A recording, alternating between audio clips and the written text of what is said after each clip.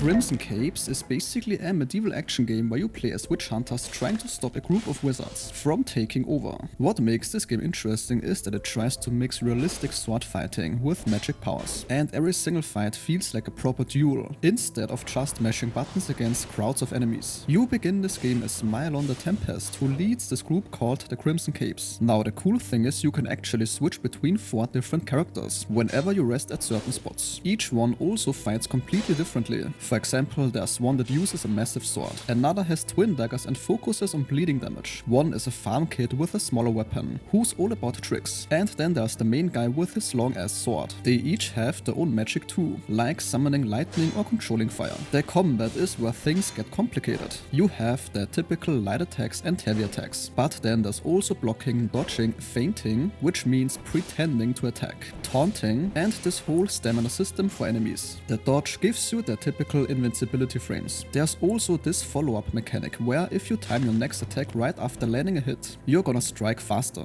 The game throws all these mechanics at you pretty quickly. Now here is where it gets tricky. Tougher enemies have a yellow stamina bar, and you can't parry them until that bar is empty. To drain it, you basically have to use magic attacks like calling down lightning on them. This can feel annoying because it feels like an extra step just for the sake of being different. The discipline system is another thing. You twirl your sword around to maybe confuse enemies, but it's not always clear when it actually helps. Now the actual feel of fighting is pretty solid. When you hit someone, there's a real weight to it, with strong sound effects. You can do brutal finishers like taking heads off or stabbing down enemies. The animations look smooth, especially the movement and dodging. There's a thing that might bother you, and that's when enemies hit you. You get stunned for what feels longer than when you hit them, so you really need to be patient and not just go crazy swinging. Between fights you're exploring caves, forests, old ruins and magic towers. So the usual fantasy locations. You can find gear like armor and rings that change your stats, plus consumables like healing items, throwable daggers, dust clouds that explode, and potions that can do various things. This game doesn't force you down one path. You can explore areas in whatever order you want, and there are side paths with extra items. There's also a multiplayer aspect that lets you co-op with friends as other Crimson Cape members, or you can invade someone else's game as an enemy, called a Death Blade. Each character has their own skill tree you can develop as you progress. Now here's the honest part. This game definitely asks a lot from you mechanically. It's not the type where you just learn a few moves and go. Between the feinting, the stamina system, the timed follow-ups, the discipline moves, and managing all your consumables, it can feel overwhelming, depending of course on the type of player you are. Some of these mechanics seem added just to make the game different rather than because they actually improve the experience. The tutorial kinda dumps everything on you at once. But if you like challenging combat that rewards timing and patience, and you're okay with spending time learning a somewhat complex system, there's definitely something here. The combat rhythm is satisfying once you get it, and pulling off a good sequence of blocks, dodges and attacks feels good, but just know going in that you'll probably die a bunch while figuring all that stuff out. And this sentence concludes today's video. If your time was respected, a like or comment is very much appreciated.